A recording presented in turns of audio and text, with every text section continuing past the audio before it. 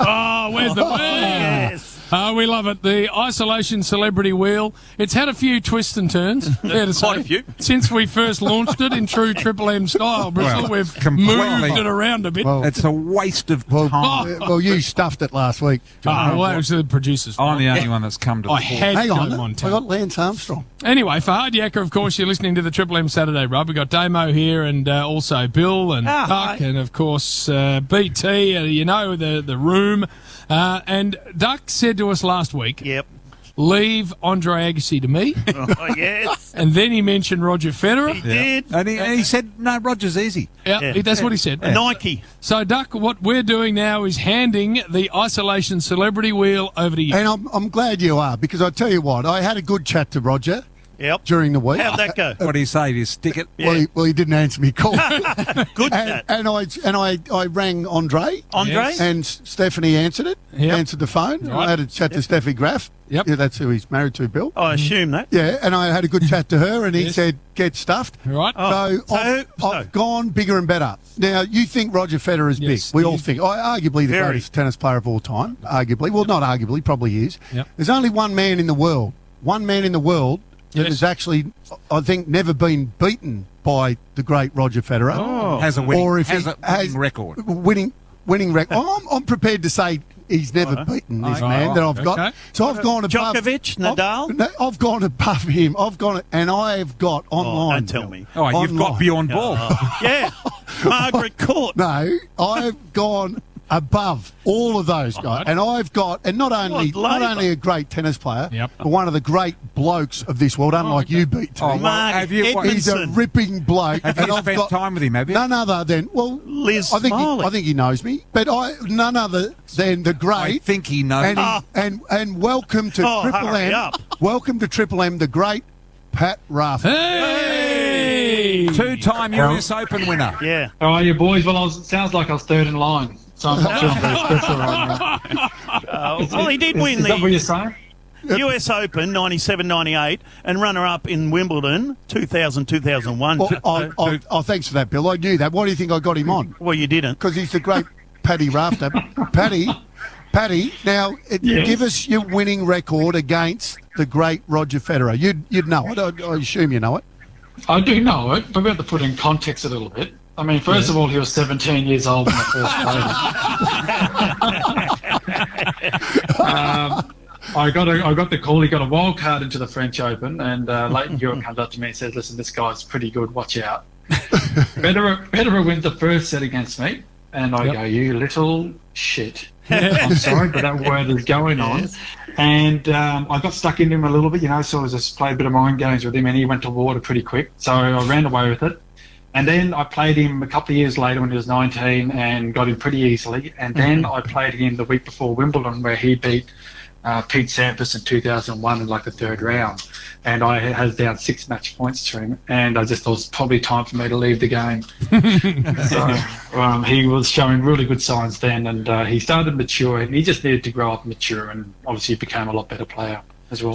So you're now living up at Byron with all the superstars up there. You've got them all surrounding you, and you're part of that tune, Pat. We know you're that sort of guy, of course. Righty, and driving your tractor up there, I believe, is your favourite pastime, and you've been pulling down a lot of illegal trees. Is that true? Not illegal. They're legally able to be removed. Put it that way. Right. So yes, I was just on my lawnmower then, which is a pretty big sort of lawnmower / tractor, and I got a skid steer, which is like a bobcat thing, which I have a lot of fun on. So, and I'm about to replant about 6,000 rainforest trees in one area. That starts next week, so looking forward to that. Tell us about your shed. I believe it's pretty impressive. You've got a nice shed. I've got a good shed. Better than yours, Brian? I've got a good shed, but Pat's got a nice shed. Oh. And they keep filling up too. It's amazing. The more sheds you get or the more room you create, the more crap you start collecting.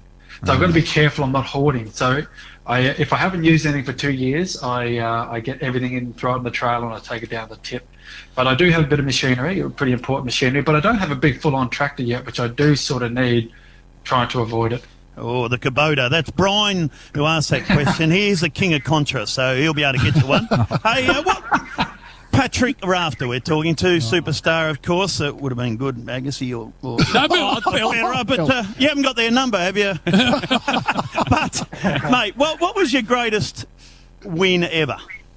Wow. The first one that just came to mind was probably 93 when I was about 130 in the world. I scraped into a tournament in America because a couple of people pulled out.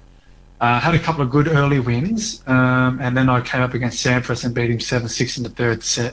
And that's when I started making probably a bit of a name for myself amongst the tennis community. And I remember Jim Courier, who was number 2 in the world at the time, was playing that same tournament.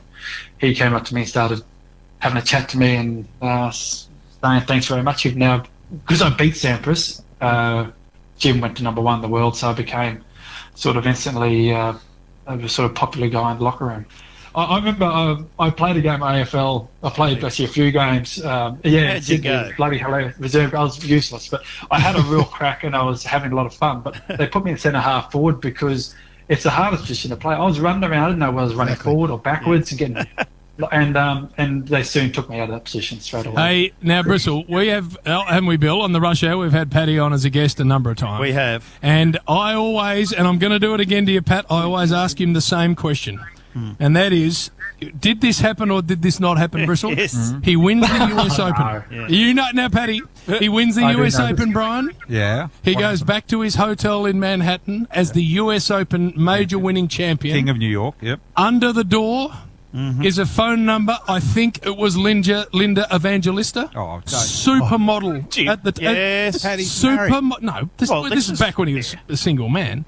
Under the door, and Paddy looked at it, thought it was one of his mates taking the piss, didn't think any more of it, and it was in fact her. And you found out later, is this true? Okay, let me yeah, it's sort of out of quarterfinals. I got a note in my locker room. Yes. I got a note in my locker. It was that Christy Turlington had. Christy left me. Turlington. So I went back and I made that phone call. I did. I made the phone call. Some bloke answered, Yes. and I went, "Is Christy there?" And he goes, "Who's this?" And I said, "I forget it."